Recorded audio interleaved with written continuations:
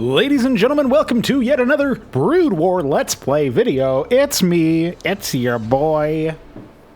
Man, even when I say that ironically, I feel 10,000% more interested in gay rights. Okay, so I'm going to do something that's probably ill-advisable at close to 10 p.m. and I'm going to have just a little bit of caffeine because I think I'm going to need it to get through this absurd reality that we currently reside in a post-Brood War Terran campaign playthrough world. I'm going to talk about the Brood War Terran campaign because I think it's important to talk about Brood War's Terran campaign because it was probably the worst one to date to this point. Obviously not having played the Zerg one, which I have already made several predictions on and off these recordings that it will be the worst. It's kind of been an implicit assumption that the Brood War Zerg campaign will be the worst one out of the entire project. But I guess the Terran campaign is going to give it a run for its money, right? It's got steep competition. I guess it's really been such that all of the campaigns up until this point have been in an increasingly bad scale, insofar as the Terran campaign was seriously the most grounded. Rebel Yell. Definitely the most grounded campaign. The Zerg campaign started to go off the deep end with Kerrigan, and really took a turn for the worse when she became more important, and then sort of went back to its original incarnation with more Overmind-centered missions towards the end, which to me doesn't really matter that much, but is definitely one of those things where I could see why maybe that might be considered a redemption or some sort of like ending on a higher note. And then, of course, the Protoss campaign was just an absolute shit show. And then the new Protoss campaign, the Brood War Protoss campaign, was an even bigger shit show. And Rashigal kept talking, and I kept falling asleep. And of course, we just sat down the Terran campaign, which indeed has been the worst. So just by virtue of accepting all these premises that I've been laying out, suddenly it looks like we're on track to have the worst experience we've had in the entire campaign. And I guess we'll explore that in due time. But the Terran campaign holds a special place in my heart of hearts because I look at it as the point where it became so unequivocally bad. The point where Brood War really was exposed as the fan campaign that it is. Because the Protoss campaign, okay, we're kind of fan campaigning with all of the exploration of the Nerazim, but we don't stop for nearly as much exposition as the Terran campaign does. The UED-centered Terran campaign exposited so much information and had so many more workarounds and gimmicks and hardcode shit associated with it, like the borrowed Zerglings and just all the weird cutscene shit. I mean, yeah, there was some of that in the Protoss campaign with Kerrigan dealing 500 damage to one-shot Aldaris. But even that notwithstanding, you still saw much less of that sort of thing. You know, one of the commenters, I think Radio Fan or something. I'm sorry, dude, I can't remember your name off the top of my head, but you got some Five Nights at Freddy's looking motherfucker as your profile picture. And he commented that the Terran campaign has so many instances of the characters meeting up and staring at each other and having a conversation and then leaving. And of course, every single time this happens, my immediate thought process is, why the fuck don't they attack each other? And that's my main criticism that I levied in the penultimate mission of the Protoss campaign in Brood War, where Kerrigan executes Aldaris and then fucks off, even though you could 3-hit Overlords with Artanis. Dude, that's 3. You definitely could have destroyed her, and you should have destroyed her, because we would have saved ourselves a lot of trouble. And of course, they don't have this happen because they're not interested in verisimilitude, and they're not interested in characters making sense and you know, doing anything other than serving as these plot elements or devices that will eventually get you to where you need to go for the purpose of the plot itself, right? It's the plot justifying the characters justifying the plot, right? As opposed to the characters informing the plot and us following a character as they move through the plot. Like, the plot should be important, but actually in a character-driven story, which Brood War is trying to be, it seems, with all the focus on characters, that generally you would have the plot be relatively consistent, maybe straightforward even, you could say, and then the characters and how they interact with one another within that plot. Like, that's what is interesting. Like, you could have a plot, like, I'll give you an example to try to make this more concrete. A plot would be a faction arrives to enslave the hive mind of another faction and conquer the other Terrans in this galaxy and, you know, really seize power in the whole area, the whole sector, right? So the plot is they arrive and they succeed and fail at certain objectives, and here's how some of the battles go. Like, that's a plot. But what the characters do to manifest those actions, to manifest those elements of the plot, as well as what the characters do in response to that plot in the future, and what the characters did to set up that plot in the past, that's where you can really dive into the characterization. That's where you can really look at the characters, explore them, and use them as avenues for the exploration that we really want to get with the setting, as well as, of course, showing growth. And we didn't see growth, really. We saw degeneration, and it wasn't very slow either. It was pretty fast, like Aldaris degenerating immediately after following his agreement to band together with Zeratul and the Dark Templar, and that's what happened in the Protoss campaign. And then, of course, all of the Alexei, Gerard, you know, the Stukov de Gaulle stuff, and Duran being there as well. Everything is so blatantly, obviously stupid with how they conduct themselves, and it only gets worse because now we're no longer playing as them. Now, a different conversation, but is still an interesting one that I'll probably not fully address in this particular video, just because we're already talking a lot of smack here before actually playing, and I do want this video to end before 3 hours, is the concept of the winning streak being broken, and how that could be an interesting premise. Because in a campaign, when you play, say, as the UED for 8 missions, you can't really be allowed to lose unless it's a really bullshit scripted sequence or something that's story framing or something that is a cutscene that subverts the impact of your actions. And not all of that is really good. I mean, story framing is kind of window dressing. And if you're invested in the characters, then that's fine, but there's still better ways to do it. So it's not, I would say it's not exactly neutral. I would still characterize it as negative, but it's not nearly as negative as the other options, which would be like making it so that the player must lose the game, in which case they're basically a cameraman instead of a player having their own experience, because, you know, there were no stakes anyway. It was always going to happen. But also, you know, there's plenty of other opportunities to explore this idea. Like, you could also have it so that it's a cutscene that invalidates the player's actions, like what happened at the end of Emperor's Fall, where we destroyed Minsk's command center, admittedly with a fucking gimmick, with a little cheese, and Minsk came out of hiding and then was just warped away by Protoss off screen in a cutscene, right? So, like, our impact as a player, our experience, is invalidated by a cutscene, and that's really terrible too. It's really, really bad design. And that's really still not even breaking the win streak, because you won. It's just that now the goalposts have shifted to invalidate that win as opposed to it being a defeat. And I am interested in the idea of a campaign that allows the player to actually be defeated. But I don't know exactly how to handle it without scope creep, without a whole lot of other shit, where you'd have to make, like, here's a contingency mission that only happens if you lose that mission. And, you know, building extra content for that particular purpose doesn't seem like the most intelligent use of my time, we'll say, as well as I don't even know that it would be that impactful anyway. Like, would most players even experience it? And is that even a reasonable experience to have, right? So it would either have to be a completely different game mode, like Galactic Conquest game modes or whatever that you've seen, like risk map style stuff, where you own territories and you try to, you know, get territories, and if you lose, then you just have to attack it again later or something else. There's other things that you can do. So it would have to either be a completely different game mode than a traditional linear campaign, or you would have to see, you know, some sort of caveat, some sort of concession made to the design of the campaign itself, which would be like at the cost of the player's own involvement feeling worthwhile with the cutscenes and or the invalidation of their experiences through some other weird objective. There are some story framing elements that you could do, like having multiple AI enemies in the map, and you kill 2 out of 4 or 3 out of 7 or whatever. And as long as you have a certain number of objectives completed, you can then choose to leave at any time at that point. And then maybe like you can stick around to try to kill more of them or whatever. But like that could be like you trying to punch a hole through to escape or something like that. Now, I could see a world where that works out, right? But that still feels a little gimmicky. I'm still not 100% sure how to explore that. That exact situation is one of those ideas that I have for a couple campaign missions.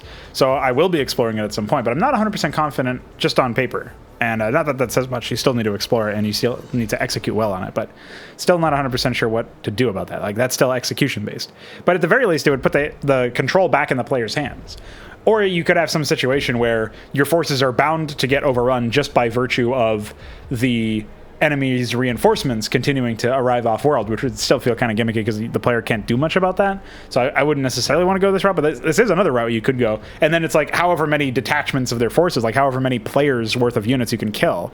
A player arrives, say a blue player arrives, and then a purple player arrives, and then an orange player arrives, and so on. Like however many players you can wipe off the map will influence the number of enemies that are in the next map or something. Like bank data could help you fix this stuff up as well and empower it to be useful. Obviously, none of that stuff happened in any of these campaigns, but breaking the win streak is something that should probably be looked into. Not necessarily something that has to happen every single time, but when you have campaigns that are meant to be like, I'm playing as the same faction, as the same race, in the same time frame, from mission 1 to mission 10, or however many missions there are, at some point, if you're not finding some setbacks now and again, either through story framing or more extreme measures, there is going to be some sort of lack of verisimilitude. Like, why haven't we just conquered the entire galaxy yet? Unless your scale is respected and more consistent than Starcraft, which is certainly not that difficult to do. And the dogs are telling me it's time to go. So let's finish wrapping up the Terran campaign here. I know it's been a long forward, but I really wanted to sum everything up here. So there's definitely some things to chew on, some concepts to think about, some food for thought. And then there's the actual Terran campaign that we played, where, of course, if we take a look at some of these missions, I mean, 2 micro missions per campaign is certainly really bad, especially since you're reducing the overall number of missions per campaign from 10 to 8 for the Protoss and the Terran campaign. I don't even really think that the mission count needs to be identical for each campaign. I think you make a determination based on the product itself, the single campaign, how many missions feels right, instead of trying to adhere to a 10 or 8 mission setup or whatever. Generally speaking, anyway, I think that's especially important if you care about your story, because you're going to have different elements there. You're going to need to figure out where your starting and ending points are. Now, looking at these missions, though, I mean, you'll notice that, again, 2 of them, so one, what was that, 1/4, a quarter of the missions that we played were micro missions. And First Strike is a gimmick mission with no gas at the beginning and pretty much no tech. Like, you might as well just ignore that mission entirely. I think Emperor's Flight was probably the most interesting mission because it was a free-for-all. I didn't touch too much on this, but it is a free-for-all. And that being a free-for-all, like, that's probably the only free-for-all. That's the only free-for-all I can remember. And free-for-alls are interesting to me because it engages a completely different aspect of the game that you don't normally get from 1v1s or glorified 1v1s where it's a 2v2 or something. You didn't quite have an AI ally, but you did have the opportunity to leverage the presence of the Zerg against the Protoss and vice versa.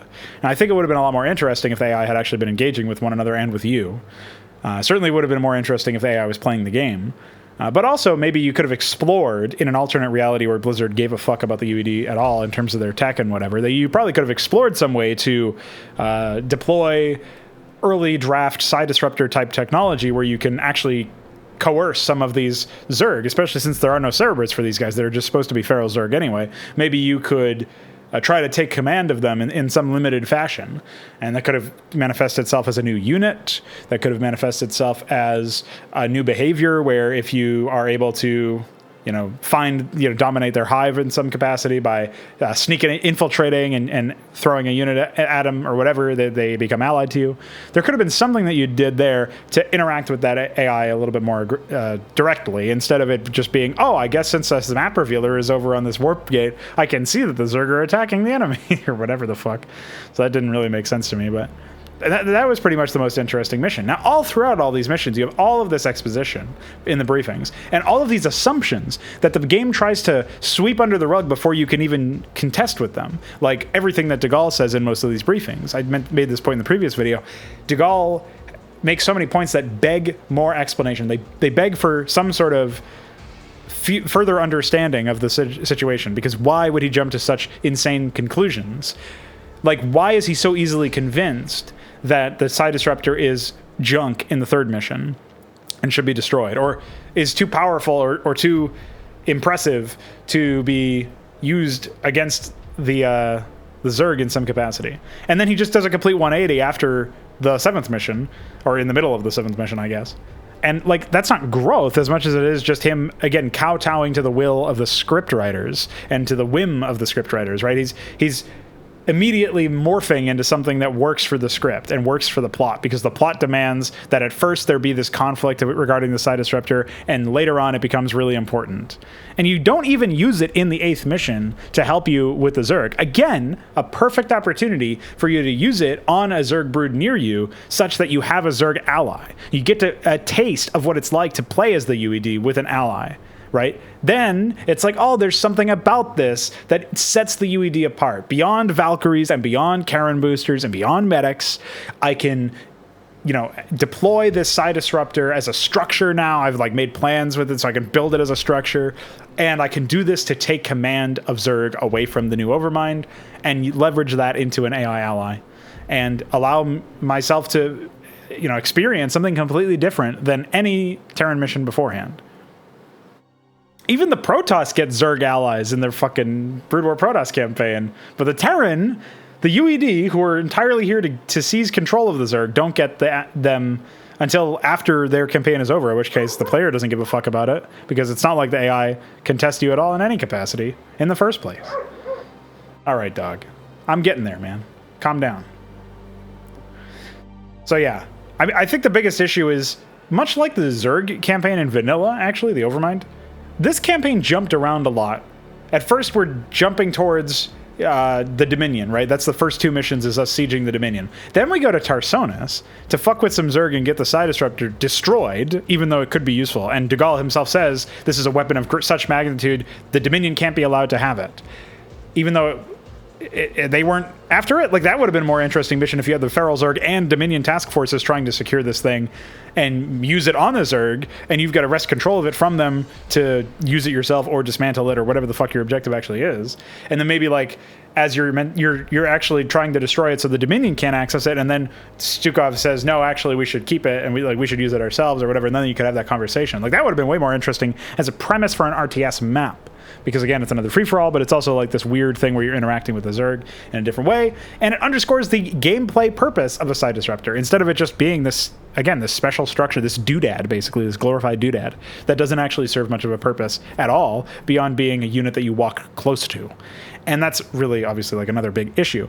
Immediately following this mission, we jump to back to the attacking the Dominion. And then we chase them all the way to Ire for one mission, and then they still escape again, a second time, this time because of Duran XD. And then we start infighting, and then we fight the Overmind. Again, like I said in the previous video, the idea that the apex, the climax of this story, the whole idea behind the story, is that we're supposed to be claiming victory over the Overmind, but we expressly fight against the Zerg, the Overmind's Zerg, once, and it's at the end. Every time before that was Feral Zerg on Tarsonis and Ire. And those are the only times we even fight against Zerg in the first place.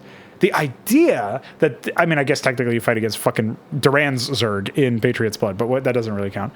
The idea that that's really where the Zerg activity comes from, and that's where we're dealing with the Zerg, is so absurd to me that that's where we get that. So that's the one time we're fighting against Zerg, is the end of the mission, or the end of the entire campaign, where things are supposed to have set up to this and led up to this. Instead, it's nada.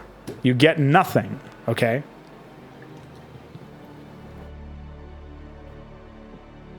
Speaking of getting nothing, let's play the Zerg campaign, the Queen of Blades. Blech! The forces of the United Earth Directorate have taken control of the planet Char and enslaved the ravenous broods of the fledgling Overmind.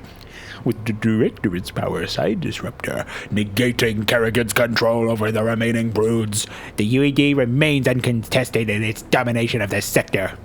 Kerrigan, having sought out a band of unlikely allies, now plans to destroy the Psi Disruptor and sever the UED's control of the Overmind. Vile U, Kerrigan's fortress on the planet Tarsonis. Wait, Kerrigan has a fortress on Tarsonis? Huh? Greetings, Cerebrit. No! Now you've realized that I've severed As you know! Overmind and your renegade brethren. Understand, it's nothing personal. I just can't risk you falling under their influence. You're mine now. Blech! Serve me unquestioningly, and I'll let you live. My queen, pardon me for interrupting, but the visitors you have been expecting have arrived. Finally, they certainly took their time. Yeah, well, none of us were in any real hurry to get here, Sarah. Still suspicious of my motives, Jimmy? Always. Blah! When I contacted you both on Ire, I told you about the new Overmind and about the UED that seeks to control it. Well, the UED has done it. They've tamed the Overmind and now control most of the Zerg broods in this sector. That's why I've asked for your help. You want us to help you defeat the UED so that you alone will rule the Zerg? Wrong, Phoenix. I want to defeat them because if we don't, they'll clamp down on this sector and enslave us all. You know I'm right, Jim. You've studied the history of Earth. You know what the UED's agenda is. Taking control of the Zerg is only the beginning for them. Maybe. I don't know. My queen, again I beg your pardon for this interruption, but we have a very serious problem. Perfect timing. Gentlemen, we'll need to finish this conversation later. Continue, Duran. The Psi Disruptor signal has reached us here on Tarsonis and shattered the unity of your broods. Within the past few hours, your minions have turned on each other and left their hive clusters to run out of control. This is just what I need. Cerebrin, take the few Zergs still under my control and do what you can to stem any further damage to the hive clusters. I can't afford to have them destroyed by my own minions. Oh man, why did they have to do this to me? Why did they have to tell me to play Starcraft again? Why did I have to agree? It's all led to this. I can't handle it, man. Mike! Mike, get out of there! Look, it's Mike. Mike, come here, man. I need a brother I can count on at this juncture. I think they took your balls too. God damn it, Mike. What a poor guy. Is there even anything to say about this briefing? I mean, it starts off with this weird meeting of the minds. Like, they quickly brush past the whole with a one-liner, by the way, or with a single line of dialogue, I guess. They tell you that you're a Cerebrit, by the way, and then they just immediately brush past that into the Mongo men, Raynor and Phoenix. And then Raynor, like, Duran is prostrating himself for Kerrigan, which I guess is supposed to influence her ego or something so that she doesn't suspect him as being a real bad man from another dimension. And Raynor and, like, I guess Phoenix is just here because Raynor's here, but like, why would Phoenix even have any sway? I mean, it's not even like he does. Later on, he doesn't even lead any Protoss until we're fighting him. Somehow, suddenly Protoss show up where previously there weren't any. And then, obviously, Raynor has his Raiders, but like, he's just there because he's like, oh man, Duran's the simp now? I thought that was me. What happened to me? And so he's like trying to get his position back, I guess. But even when he says, like, maybe, it's like he's a different character or something. I don't know. What's wrong with him? He needs to clear his throat with a lozenge or something. Or maybe a bullet. Rescue all hives from destruction. We'll get into the lore later. 2 Zerglings, by the way. Nice transmission. From the Overmind, by the way, because we can't update the advisors ever. Dude, holy shit, I forgot how fucking lazy this mission was. Hey. Can't do that. Holy moly. You'll have to make do with the warriors you have. Slaughter the dissidents, Zerg, in my name. Cerebrit, you'll have to make do with dealing with the fact that this is a micro map.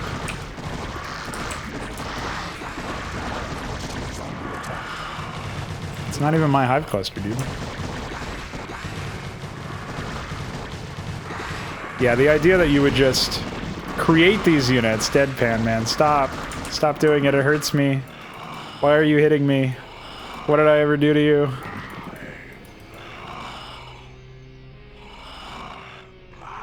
Oh man, what a scripted linear sequence of stupid. Oh no. They're Renegade Zerg, but they were able to use Burrow. Fuck. Even the non-Renegade Zerg never did that. Hi. Hello? Oh, thought it was broken. Hi.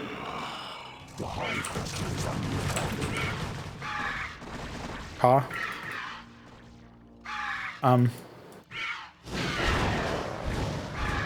Good job, Blizzard? What is wrong with these people?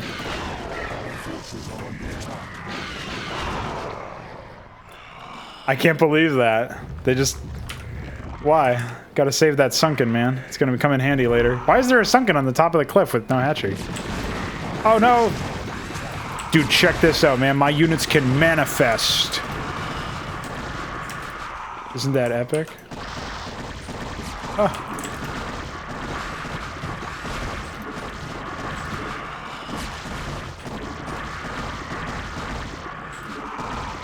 See you, nerd. And in case you're wondering where these spawned units are coming from, nowhere. It's not like it links up anywhere. No explanation as to why they were anywhere.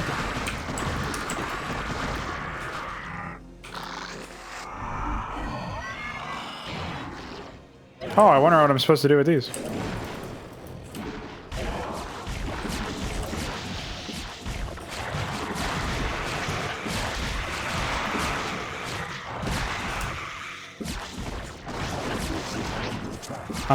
Hello?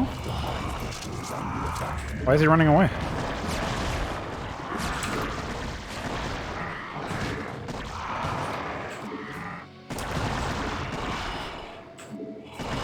I don't want more than one control group.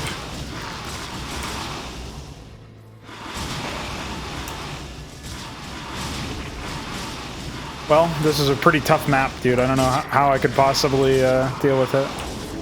TBH.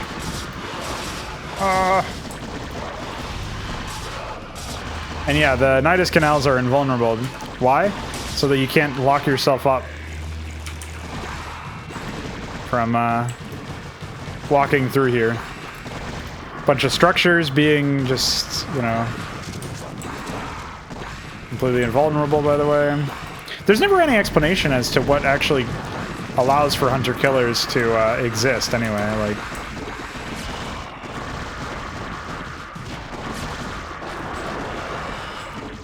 Pretty psychotic.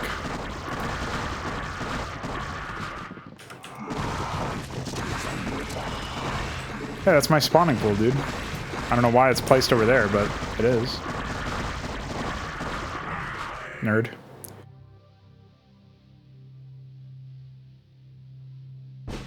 There was one guy left. Delayed my victory. Fucking asshole. Oh boy. Why do they put these low-effort bargain bin fucking insurrection-style maps into the real game? Don't they know this is a real product that people are spending money on it? Don't they care about delivering a quality experience to their player base? No? Oh, okay. Thanks. Just needed that update. Rain of fire! High orbit of the planet Praxis. The Psi Disruptor is causing me some very serious problems. Although I've regained control of my Zerg here. It's taking more and more concentration just to keep them in line. Oh, my heart's breaking for you, Kerrigan. Destroyed. Exactly why was it that you asked Phoenix and I to bring Minx to you? Are you still suspicious that I'll kill him for abandoning me to the Zerg? I've gotten over it, Jim. We can't afford to let petty hatreds jeopardize our plans for the UED. That's reassuring. Arcturus, I presume you found your cold sleep chamber accommodating? What is the meaning of this, Kerrigan? Straight to the point, huh? I was hoping. It's been a while. Long enough. Why have I been brought here? I need your psi emitters, Arcturus. Why? Remember the Confederate psi disruptor that you could never find? Well, the UED found it, preventing me from controlling my minions. With the help of your psi emitters, I can gather up enough Zerg to destroy the disruptor and confront the UED. And what are you offering me in return? Ha! Ever the politician. All right, Emperor. If you help me destroy the disruptor, I'll help you retake Core Hall from the UED. A tempting offer. What assurances do I have of you fulfilling your end of the bargain? The only thing I can assure you of, Arcturus, is that without my help, you'll be the emperor of your own little 8x8 cell for the rest of your life. I see that you're still a persuasive speaker. All right, Kerrigan. I'll lend you some emitters, but this had better be worth it. By the way, all of that briefing shit that we just had to sit through, that psychotic anime business style dialogue, we only need the emitters for one mission, because we destroy the disruptor in this mission, thus invalidating all of Stukov's fucking sacrifice and Dagaal's quote-unquote growth, which is really just like a tumor that made him spin 180 degrees and walk the other way, away from Terran. The idea that you need to immobilize the player for however long this briefing took, just so that we can stop the Psi Disruptor from being like, wait,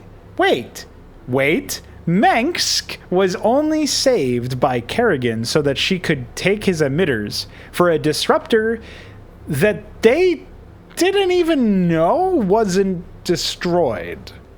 Like, Terran was in theory acting on behalf of Kerrigan by destroying the disruptor, right? Unless he knew that Stukov didn't actually destroy it, in which case, why would they assume that the...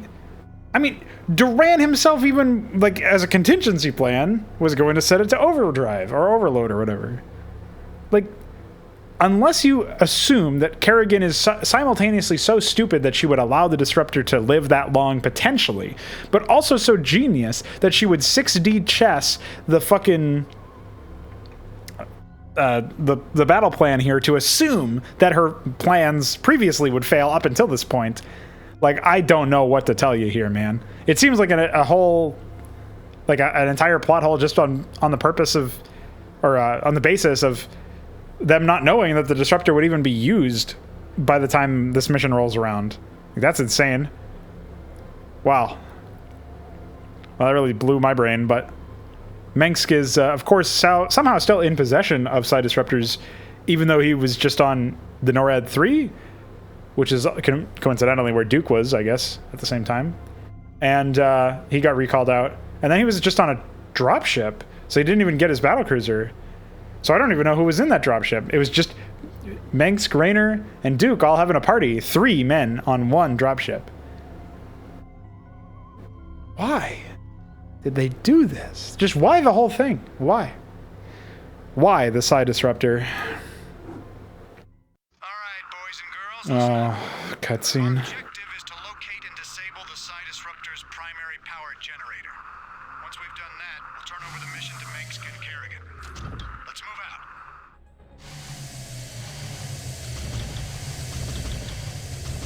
I'm gone.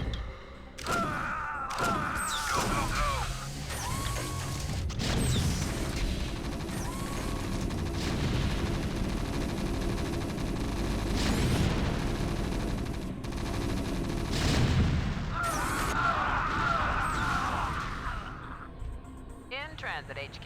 Kerrigan, the generator's offline. You can send down the Psi emitter at any time. Good work, Jim.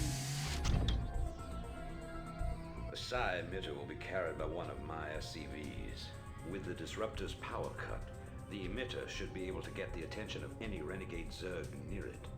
The SCV will then be able to lure the Zerg back to your base. Once the Zerg arrive there, you'll be able to assert direct control over them. Orders, Captain? Roger that. Right away, sir. Orders received. Perfect. With these Zerg, I can construct a new hive cluster. Once my forces have grown strong enough, I can assault the Psi Disruptor directly. So, Gigunda opening cutscene. Also, I want to show you something. Natural inclination, having 2 drones. Although these Zerg are now under my control, I sense that there are more Zerg. If you don't have any drones, the game fails you. I think it's also not having any completed buildings or something. All right, boys and girls, listen up. Anyway, yeah, you get that Gigunda fucking cutscene for no reason. Oh, hold on, she's gonna talk at me again.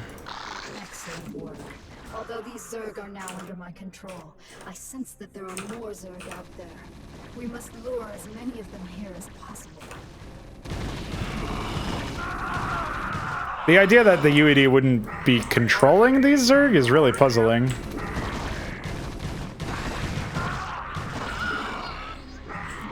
Ackmed!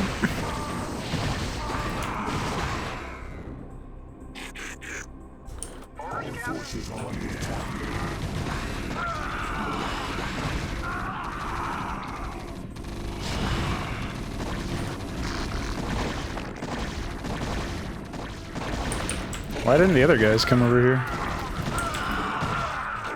Weird. Orders, Captain?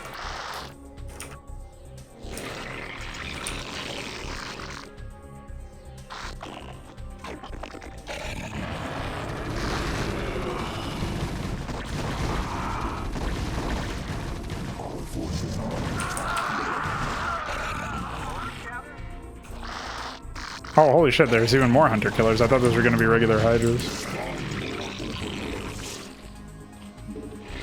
Amazing.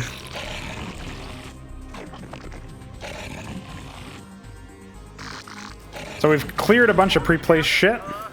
With all due respect to Miss Kerrigan, sir, these critters make me nervous as hell. I sure would appreciate some immediate evac. In transit, HQ.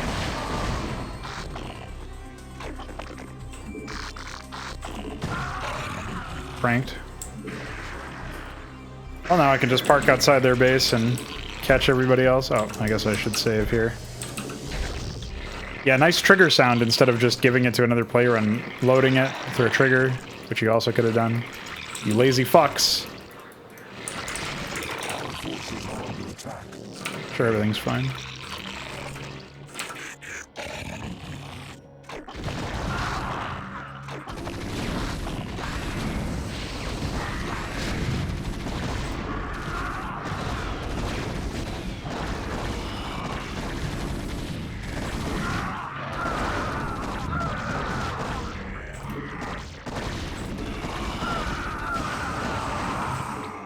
Replace this!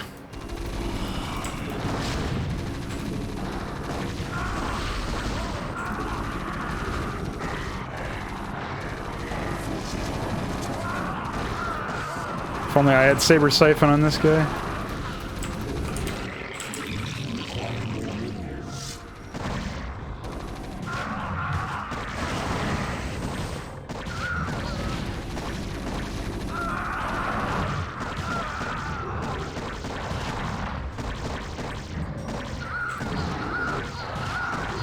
How embarrassing.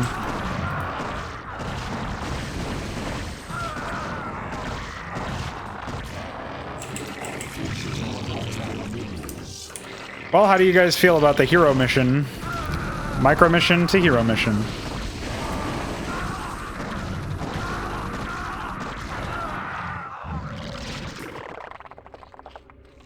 At this point, whatever, they still have some pre-placed tanks that they aren't sending yet, but I don't think they will send them either. But we can find their barracks and probably kill that, and then they won't be able to actually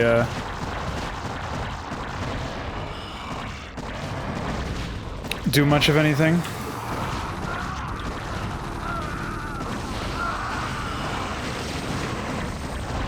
I don't know about flying into my units, but alright. Fine, I guess I'll build something.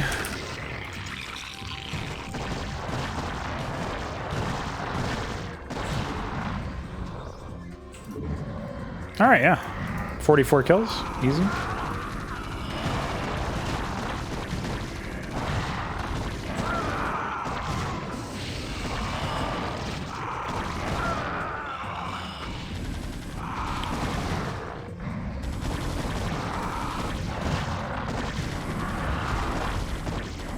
It's unfortunate.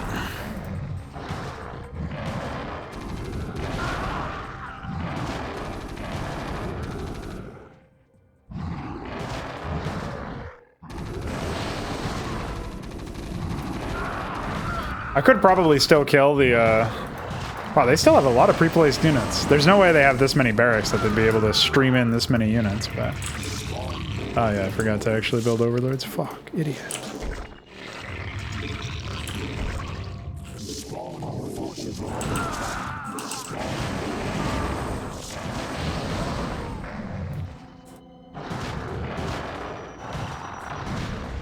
Can't believe how many pre-placed units there are in this map. And of course how non-threatening the AI is.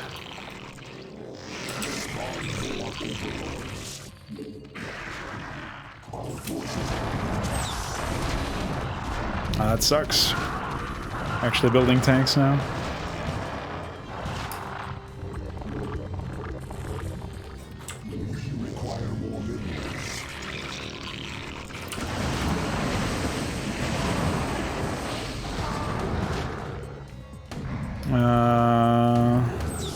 Oh man. I really wanted to win this mission quickly.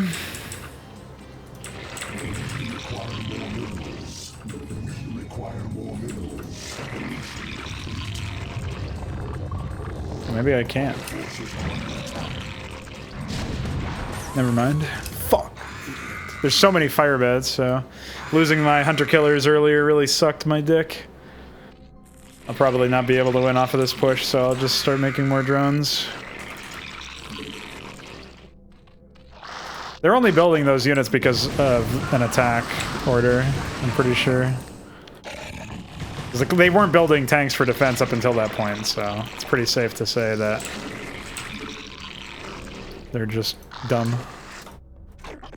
I mean, we know they are, based on what we've already seen here, but... Hey, calm down there, buddy.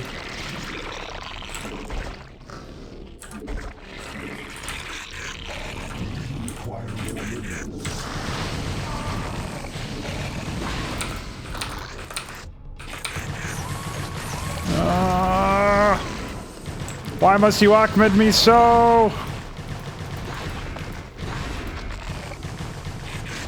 Oh, cool. We killed a factory. Hey, that counts for something, man.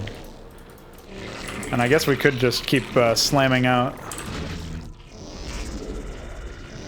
Zerglings for the time being, since it worked so well there.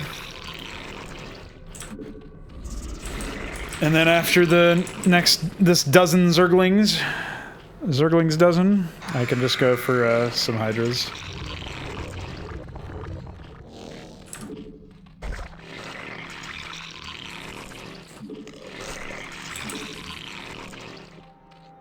So maybe they did actually build that for the sake of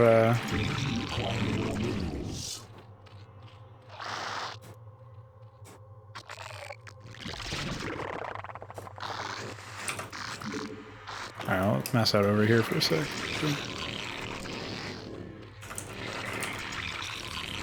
Yeah, they may have actually built that for the purpose of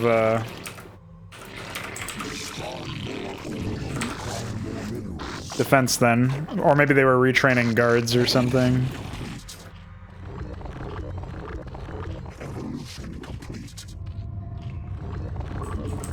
Oh, we do have +1 weapon now, so maybe we'll be a little bit better off.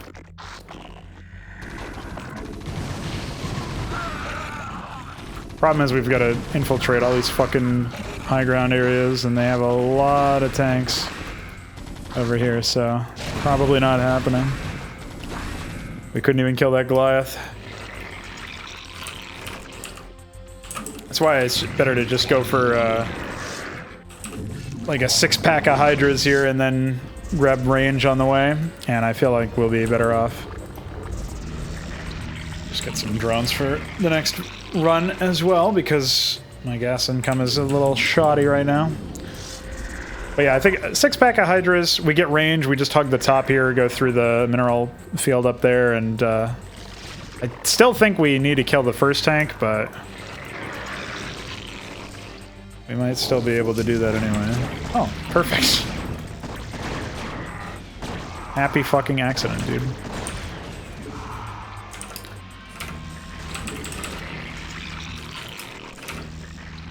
Oh, forgot to save my gas, SMH. We're getting there.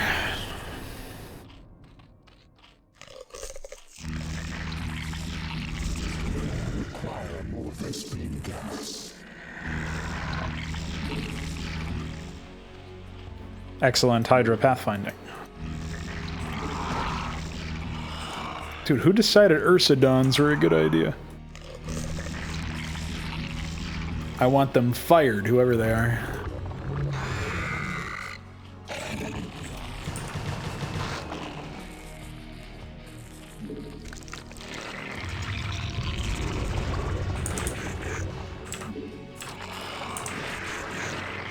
Alright. Flood in with Zerglings behind, and I think we'll be okay. I kind of want to wait for +1 attack and Carapace, but we're getting there.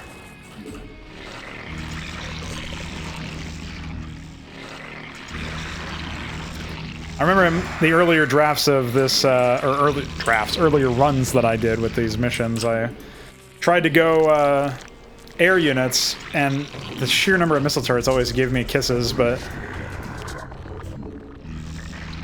Alright, we'll go at Carapace here and just use these reinforcements as they show up.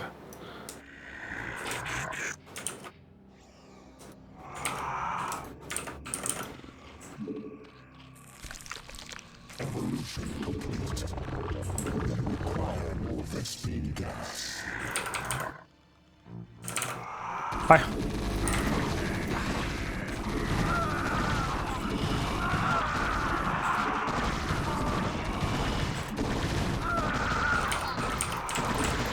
Fuck these guys, dude.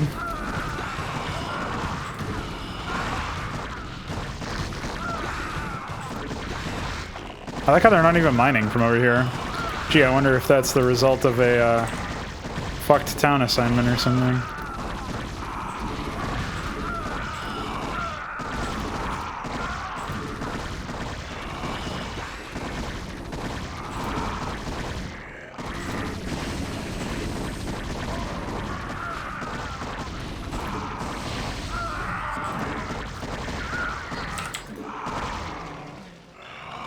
Oh.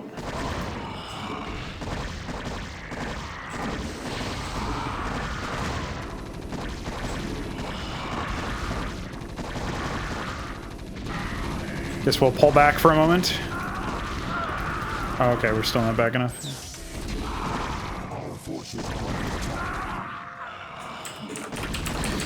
Instantly have 1,000,000 resources because I suck.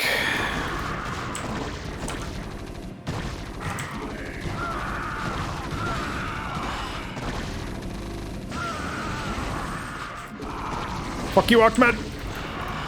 Oh, I see, they moved the tank.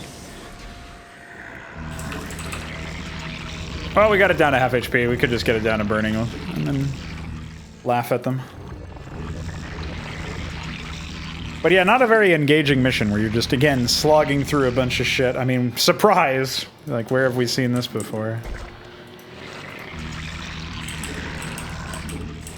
If only I just 1SH, 2SH at any point. Probably wouldn't have been able to win there. I always get caught up microing Zerg units, and it's really not what you want to do, because their units are not quite as formidable as the other units. I mean, you want to be able to micro them if you can, but... Holy fuck! Dude, why? What would possibly possess you?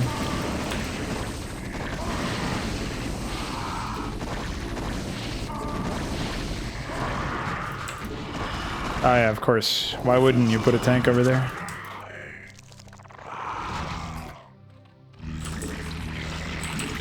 I can't do much more than what I already have. It's not like I can build anything else, so I'll just have to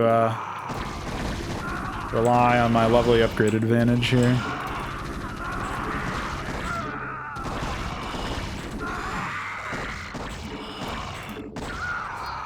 And yes, AI-controlled medics do just love to,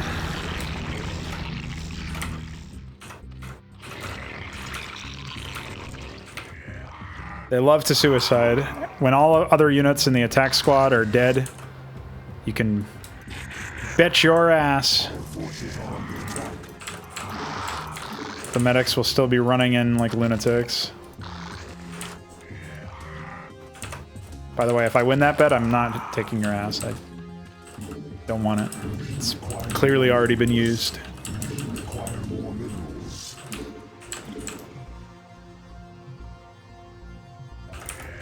Let's see what they got here. Again, they have no command center. They're not even harvesting resources. But they got some fucking tanks. Alright, we won. Nice men. See you, nerd. What a prank.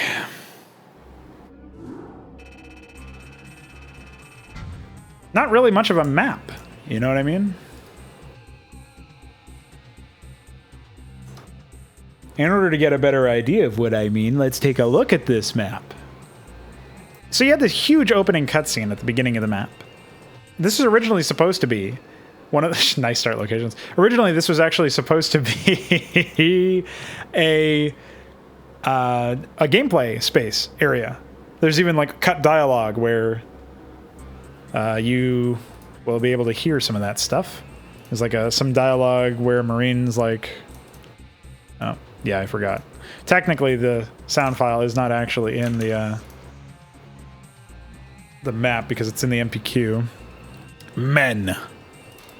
The psi emitter will be carried by one of my... No, it's this one. Sir, the power generator's the other way. We shouldn't mess with them Zerg until the generator's toast.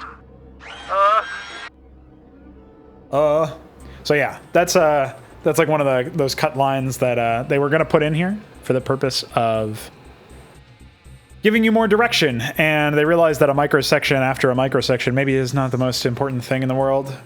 I don't know why they cut it personally. I mean, I imagine it would have just been more aids for this map, and this map already had a lot of aids. But clearly they don't believe that micromissions are aids or microsections are aids or whatever, because they built all of the other aids, right, in this map and in others.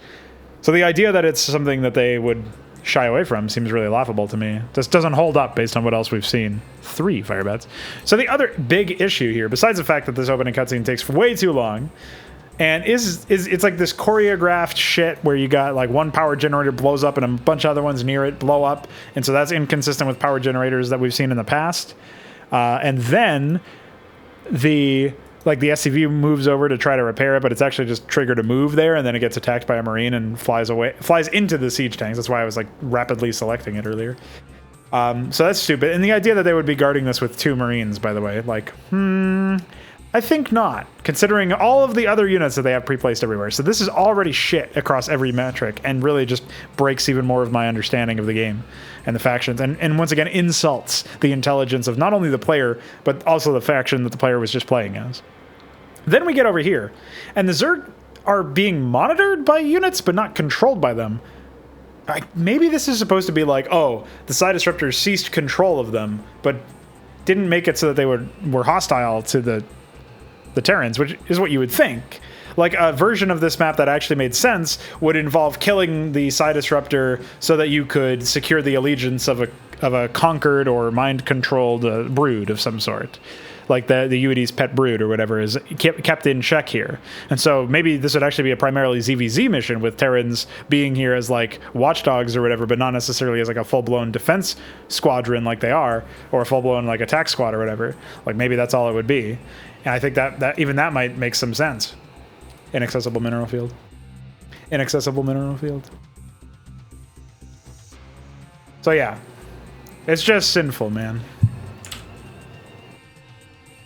Just disgraceful. And the idea that the Zerg are just neutral units, heroes that you can rescue. Like, what a lazy way out. Why heroes? Why? So very dumb. Like, how did they even get here? Are they experiments of the UEDs? In which case, why the fuck are they guarded by like a couple units? Clowns, man. Just a bunch of clowns. And then, of course, there's not really much map design. You can take this base, an accessible mineral field and all. You take this base, an accessible mineral field and all. Should I even look at the AI town locations? It looks like they're all bound to 1. Impressive. I don't know why this was fucked, though. They just didn't bother building SCVs for some reason. Maybe they don't have requests for them. Because they pre-placed so many. They're like, oh, the AI will never need to rebuild them. It's fine. What a mess. Also, a real boring looking map too, like so white and unblack. Fucking.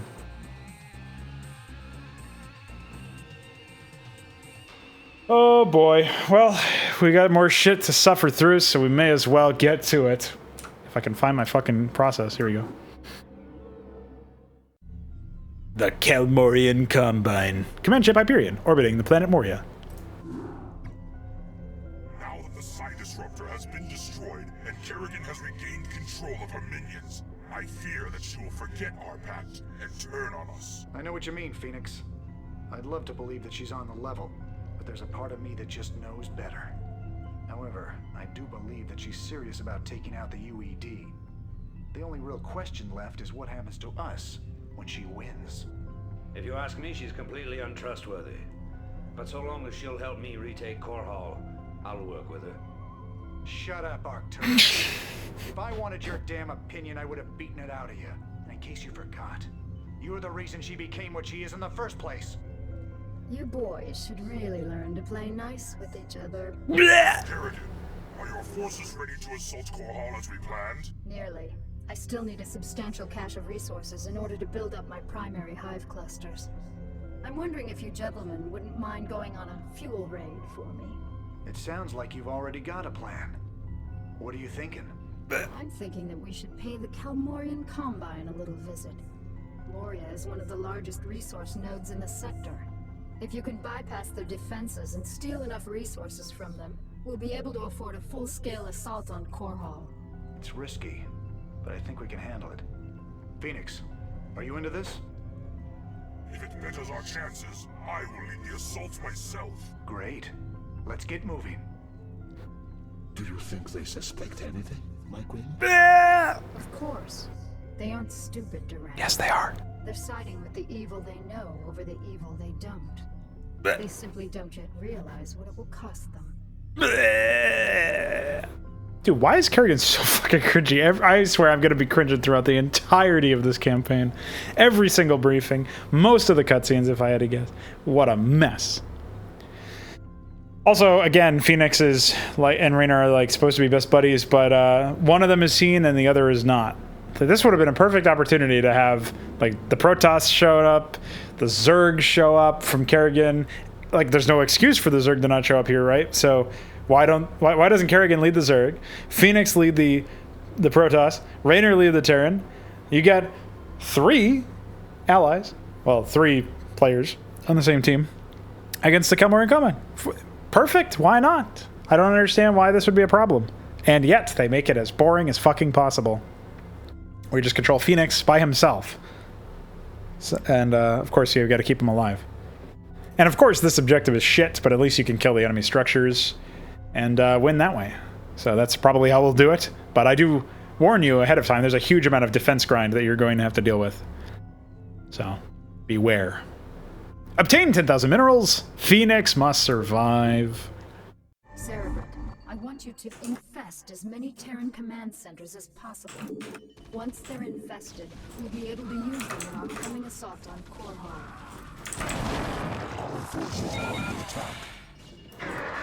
Not even a way to infest a command center in the first place.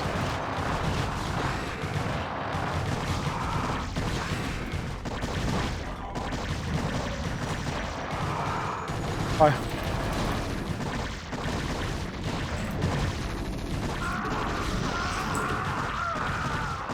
Again, why do they do this?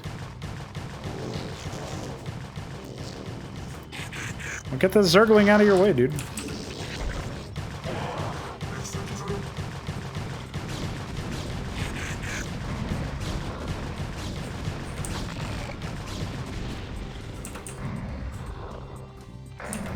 What would you ask of me? Well, we're gonna... Alongside my greatest enemy in order to save this sector. Fortune has been whimsical of late. You sound like a tired old man, Phoenix. Don't let the fact that I am 368 years older than you dull your impression of me, operator. I can still, how do you dare say it, throw down the best of them. I stand corrected. Starting with stim, by the way.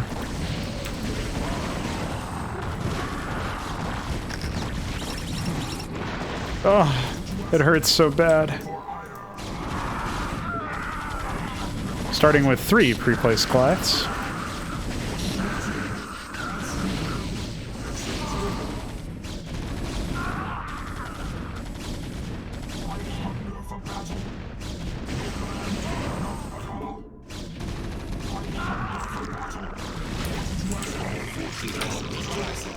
We'll need at least 10,000 units of crystals to maintain the hive clusters.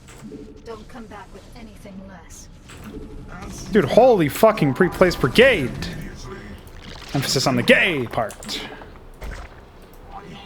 Oh boy. I'm dead. See you, nerd. Can't load into my fucking men either.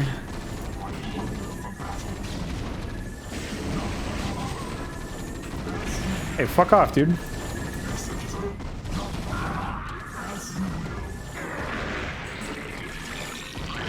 Well, this is fine. This is how badly they punish you for trying to play the game in the early stages. Holy shit. It's pretty next level.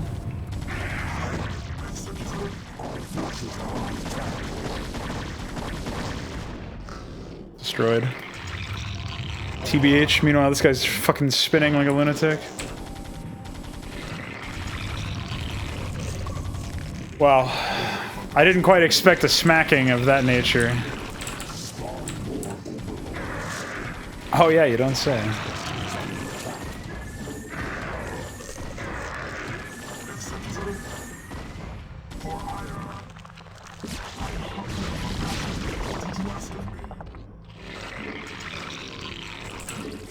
I guess you could say I know my limits.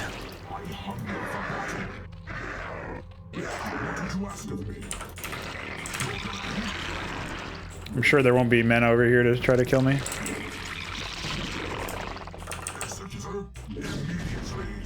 Ah! I was lied to. Dude, why are there so many Goliaths?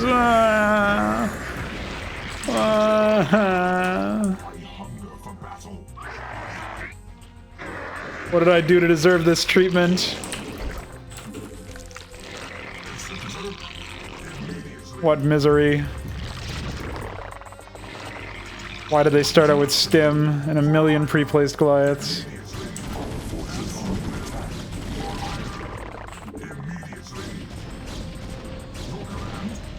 See you, nerd.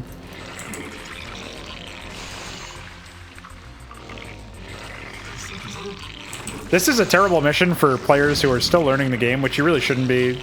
69 missions in, or however many maps in we are. But you know, it happens.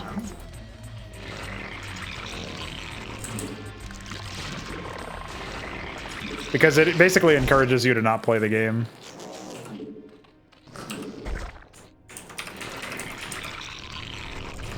Executor, immediately knock Bagala. As you will. For hire, as you will. Immediately. Executor, immediately. Your command, as you will. For hire, knock Bagala. As you will.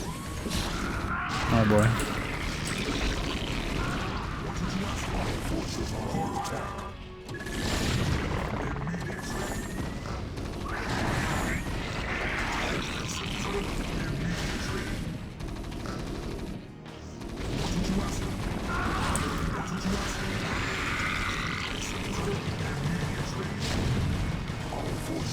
What's up, bitch?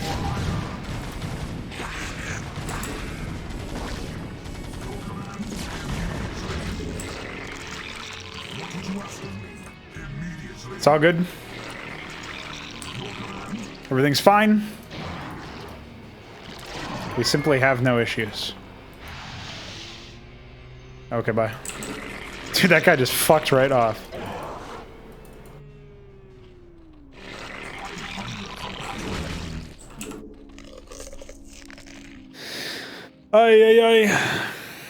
You're up against 5 enemies in this map, by the way. Orange is basically nothing. That's not who I wanted to parasite. Hi. I hunger for battle.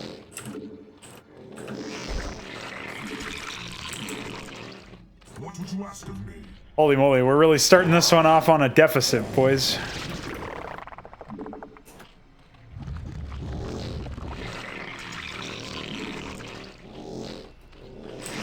Decided to play hard mode. Yeah. Hotkey is not a reasonable hotkey in this. Well, no big deal. Be slinging dick with Mass Hydra as usual.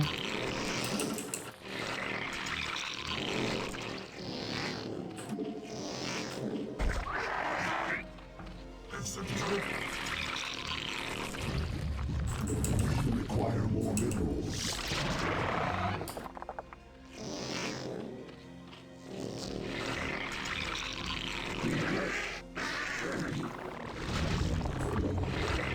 Not really a whole lot to go off of here, but there's some resources up here we can take. There's obviously some shit base over there we can take. We got some options, man. I was wondering why suddenly I had no fucking gas income. I guess I figured that fucking problem out.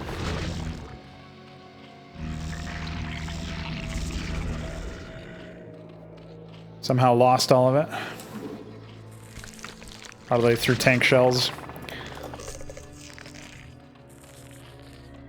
We require more Vespine gas. Our forces are under attack.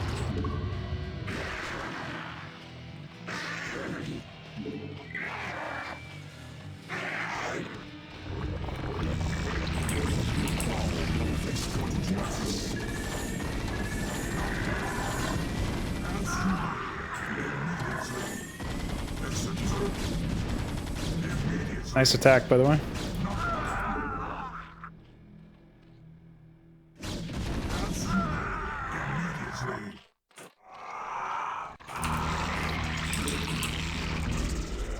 All right.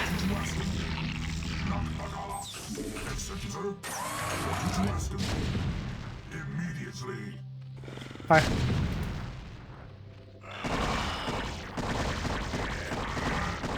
Hey, I just don't understand tanks, man. They don't get it. They don't know what to do, okay? It doesn't compute for them.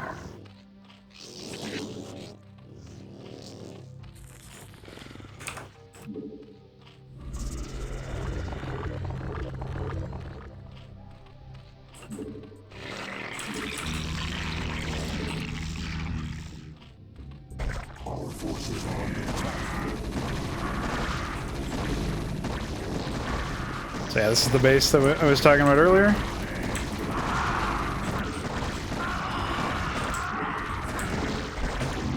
Unfortunately, this is one of those missions where you're just forced to slowly and steadily suffer.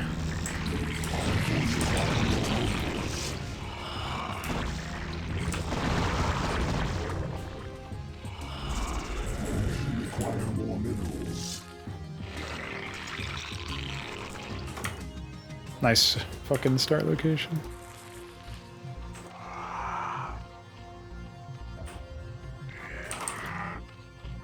Evolution complete.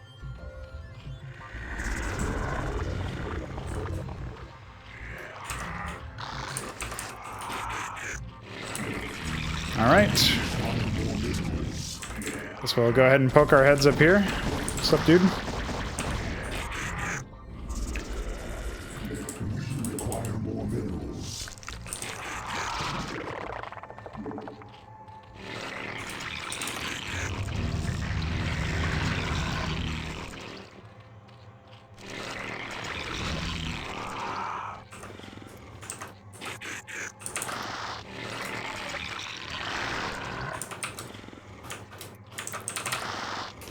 All right. No extra gas, but that's okay. I am going to grab Ling Speed just because I'm going to be spamming a lot of it where possible. Require more minerals. And I'll just drop a single sunken.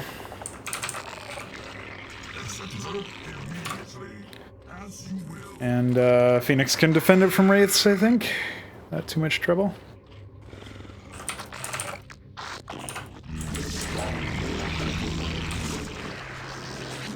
Ah, shit. I didn't mean for those to be Zerglings. How unfortunate. I do want to get Overlord speed, but...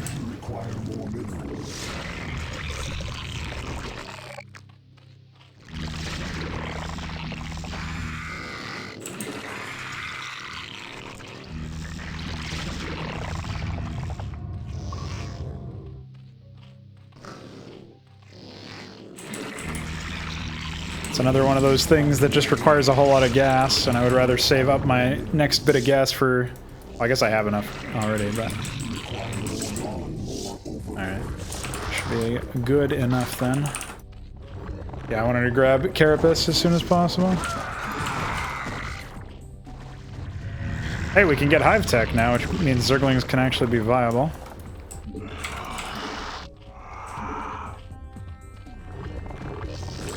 And drop a Queen's Nest. No. Ackmed strikes back.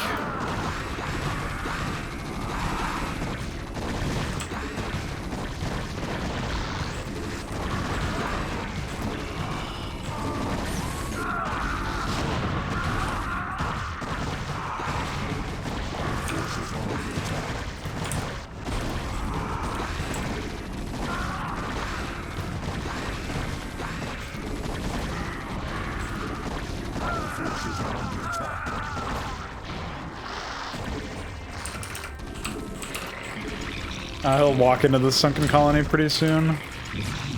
There it is. Dude, look at all of the additional units that they still have.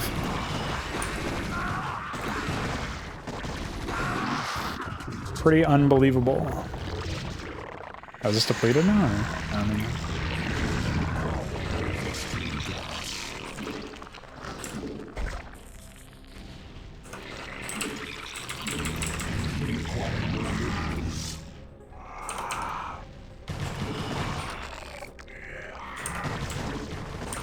Alright, we should be able to just parlay this into killing Orange. He seems to be pretty fucking deadpan. Brain dead, something. Some words of the English language that describe his utter neural atrophy.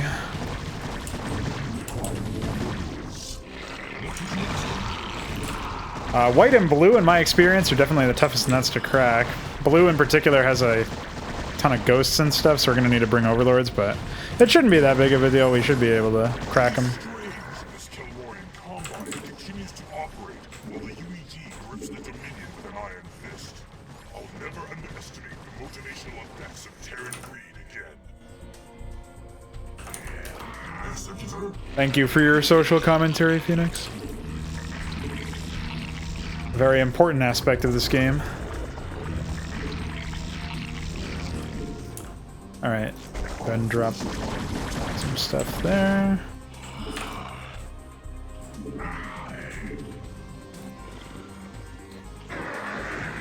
And I guess we can drop a hatchery down there as well. Hi. I guess they don't like training Marines or something, because they're all out of Marines for their bunkers, so... Yeah, these guys just fall over, basically. I don't quite understand how that happens, but...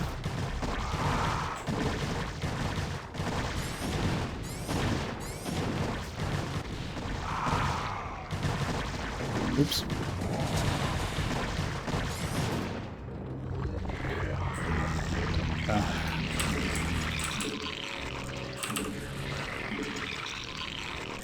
Even getting larva SMH?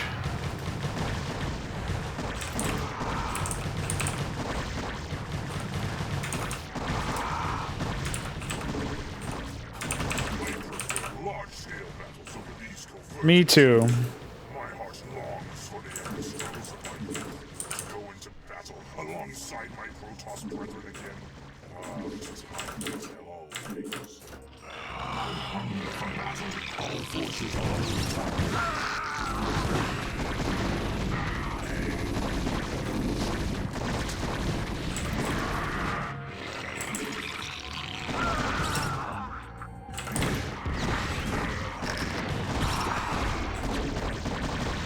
Oh, that's what they also have is wraiths. I guess it's a good thing I opted to grab speed then. My overlords. I also don't understand why they have a fucking leaderboard over here besides reminding you that that's your objective. I didn't really quite comment on that, but also pretty embarrassing.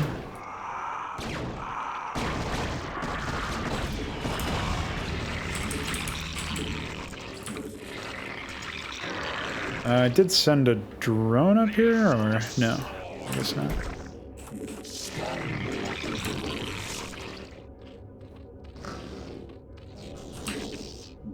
The fact that you can't even return resources to those units is pretty embarrassing, honestly. Like, what is even the purpose of it?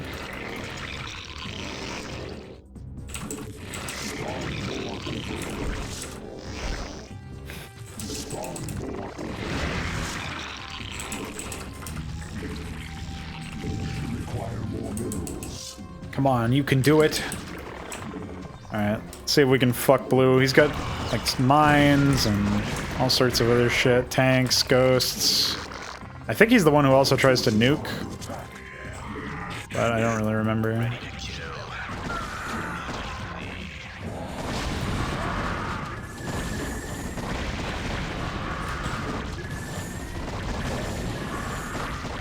Alright, anytime you guys want to kill those fucking missile turrets, that would be epic.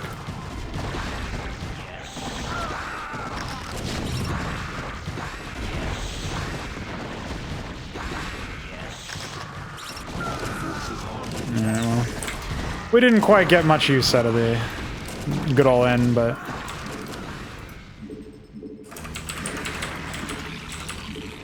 it's okay. Happens to the best of us.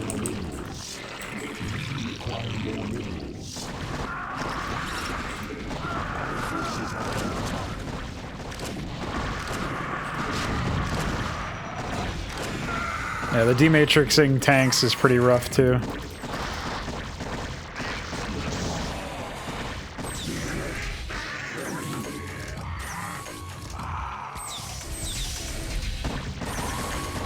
Oh, did he just get it again? Immediately following my misery?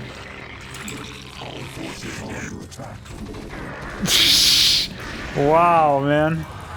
Now that's impressive. Dude, that's like a Chad move right there.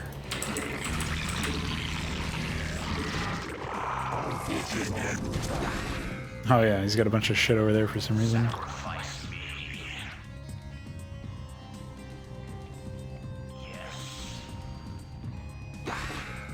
Ackmed, no! Why have you betrayed me so? Alright. We're definitely gonna need to transfer some workers over here. Hi. Oh. It's not quite what I meant by transfer workers, buddy.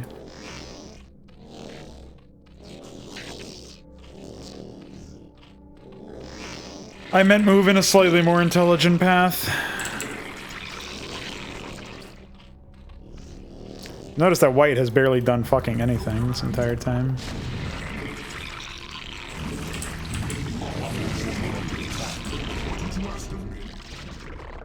.44 is half of 88, and as such is hate speech.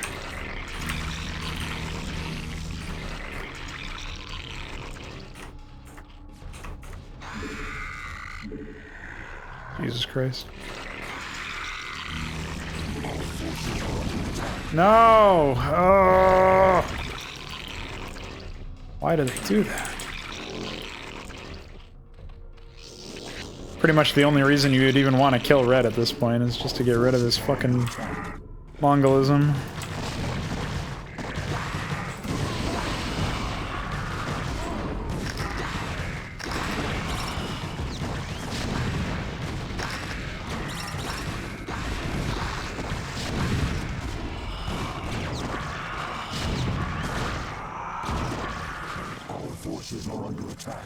Alright, we got slightly more men, so...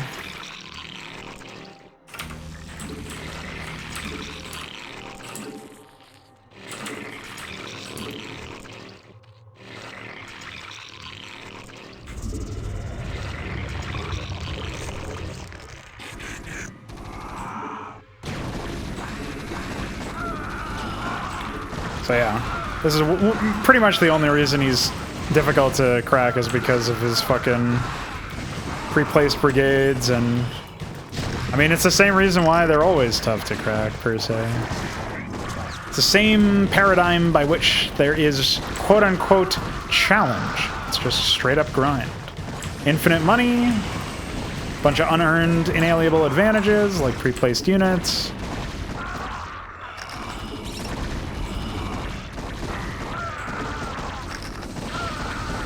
Ackmed, you were standing on a Spider-Man. I don't know if you knew that one. Alright. Looks like we're clear here. Cleared to engage. Where's my queen? Queen to engage.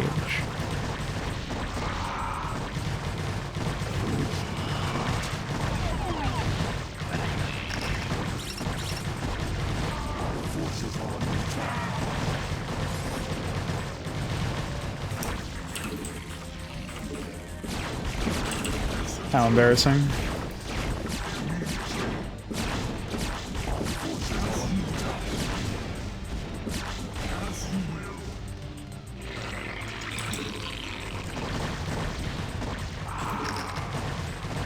No quip from Phoenix this time?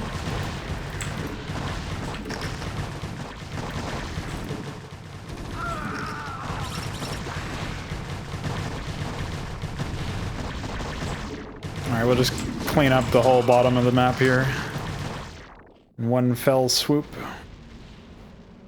Our forces are under attack. I am somewhat worried about the rally point for this one going over here, but maybe it'll be alright.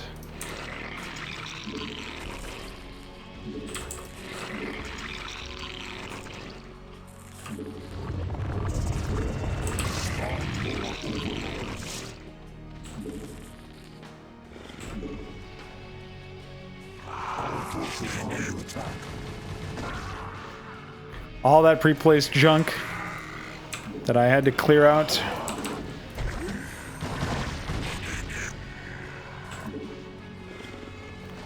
I mean, I didn't have to clear it out per se. I think you win as long as there's no enemy command centers or something. So Red has a similar story. Cloaked Wraiths and sieged tanks is his MO there.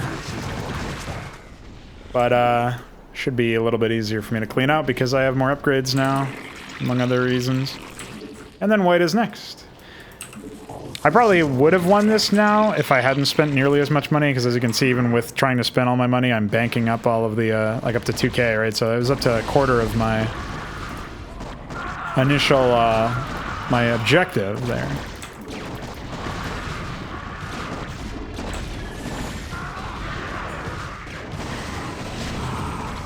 You just go kill this guy.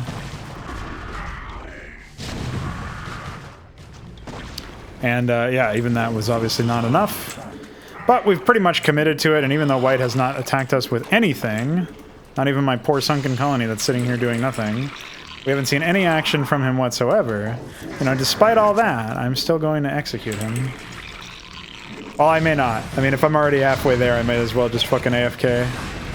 Save you guys the viewing trouble and me the playing trouble. Because it does fucking become super grating after a certain amount of time.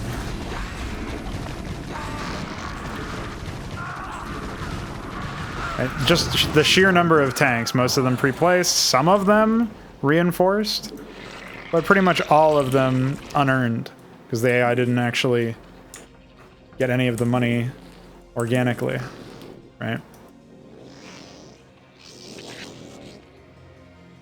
All of it embarrassing.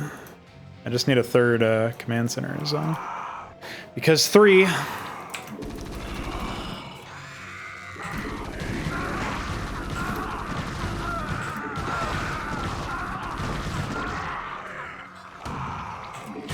There's at least like 2 or 3 more tanks if I had to guess. And if 3 is an option, you know it's taken.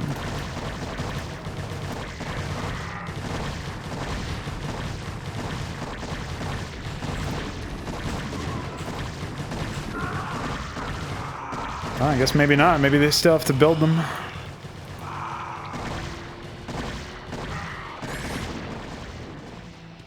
I can't believe these fucking hydras keep getting stuck.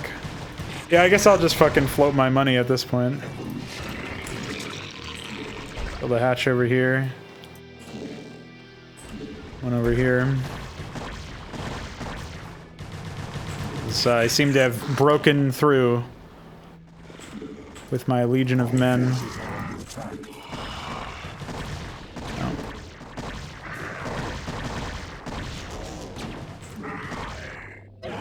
What? How? Maybe there was a mine there or something.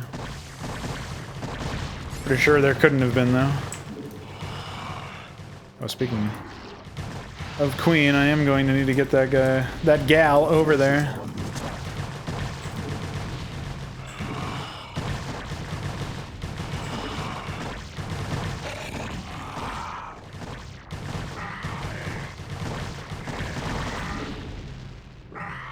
And alright, we've done it.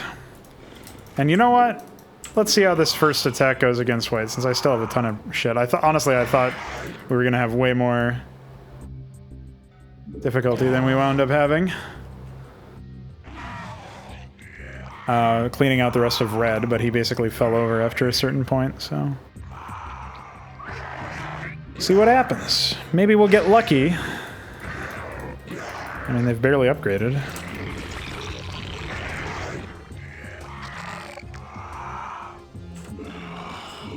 See what happens, man. They've got a couple of pre-placed battlecruisers, but like usual, the biggest threat is tanks. Because what else would it be if not tanks?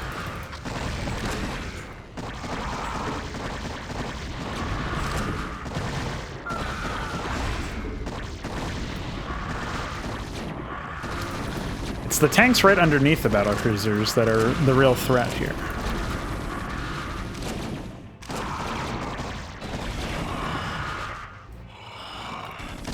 Miss this, bitch! Alright, yeah, I'm in. Even though I'm only 4,000 minerals away. Especially now he's retaliating against me? You some kinda motherfucker? You're dead, sonny.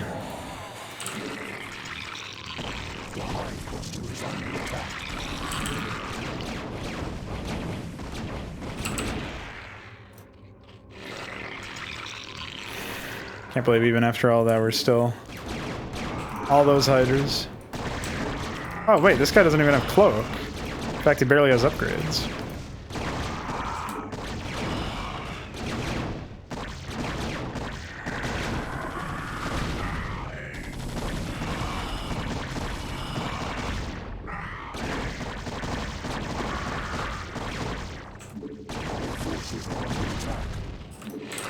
Alright, Hydra it up, boy.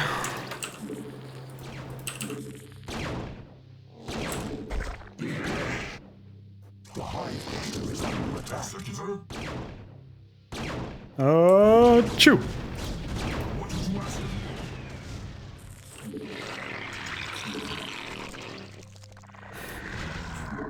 Alright, fuck him up. They've got nothing, man. Not even any pre-placed battle cruisers.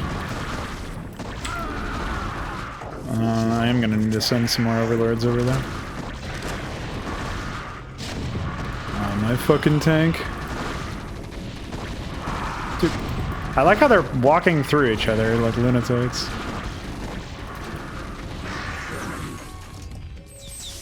Oh yeah, they had way more than I expected. But again, it's all an illusion to make you feel like it's not worth attacking them.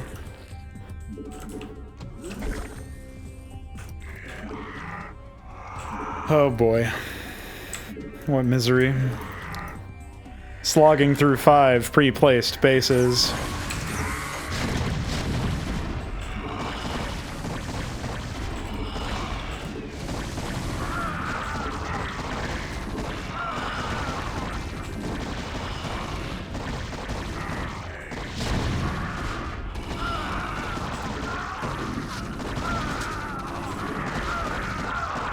That armory dot gets me every time, man. How did they not notice it?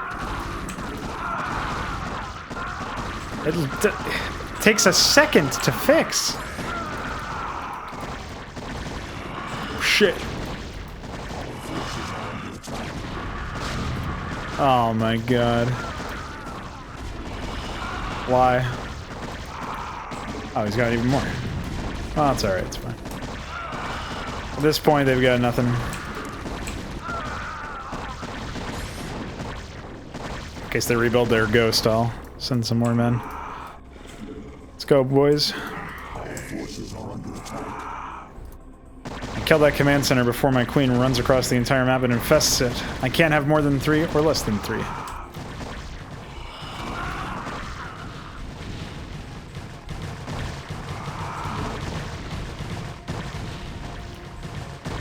See a nerd? Oh, they must have a barracks down here somewhere. I'm pretty sure I just need to worry about the... Oh, yeah, there we go. Wait, did they just give me money, or did I actually earn the money? I'm pretty sure they just gave it to me through a trigger. Dude, why? Why?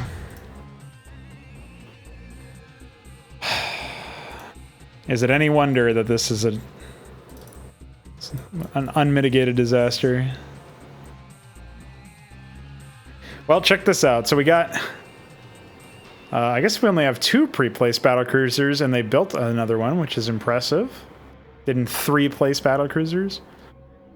And then, of course, you have Brown having 2 Goliaths on the low ground, but 5 Marines up there on the high ground, 2 Goliaths on the high ground, 3 down here. Like, all of their pre-placed stuff really just resulted... Like, I don't even... It's so nonsensical and slapstick. Why would they build stuff all over the place over here?